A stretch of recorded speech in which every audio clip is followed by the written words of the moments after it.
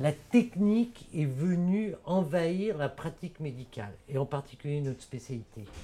C'est-à-dire l'acte technique domine et l'acte relationnel s'estompe. Combien de fois les médecins, et ça je l'entends par des copains, par l'entourage, le médecin ne m'a pas regardé, il n'a regardé que son ordinateur. Quand vous faites de l'hypnose, vous reprenez votre place de praticien ou de soignant, enfin d'infirmier ou d'infirmière. Vous reprenez votre place. C'est-à-dire, pendant ce laps de temps, vous laissez la technique à sa place, elle ne vous envahit pas. Donc on associe, nous, une chirurgie très peu, ou presque pas invasive en tout cas, à une anesthésie qui ne l'est plus du tout, puisqu'elle se fait par le langage, par la déconnexion hypnotique. Et c'est ça qui est passionnant. Donc il y a moins d'agression chirurgicale, donc c'est extrêmement bien supporté, puisque les patients ne dorment pas, ils se réveillent instantanément à la fin de l'intervention, sans conséquence générale. Donc ils sont quasiment autonomes, en tout cas ils peuvent reprendre toutes leurs activités dès les premières heures qui suivent l'intervention.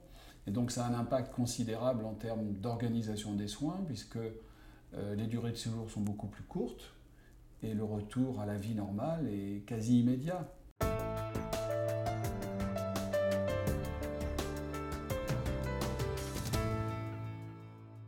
Il faut d'abord communiquer avec son patient.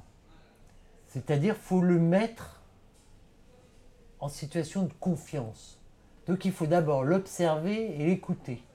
Et ça, c'est un premier point. Et le deuxième point, c'est que vous n'avez pas d'isolement. D'accord ? Parce que vous êtes en contact.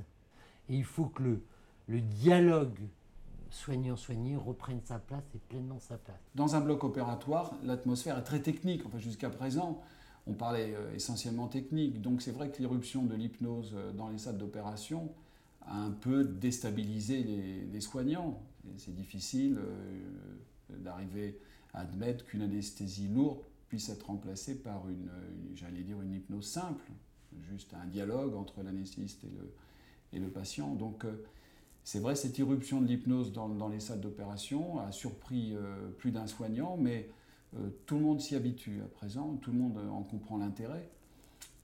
Et tout le monde fait preuve d'esprit de discipline justement pour ne pas casser cette ambiance particulière.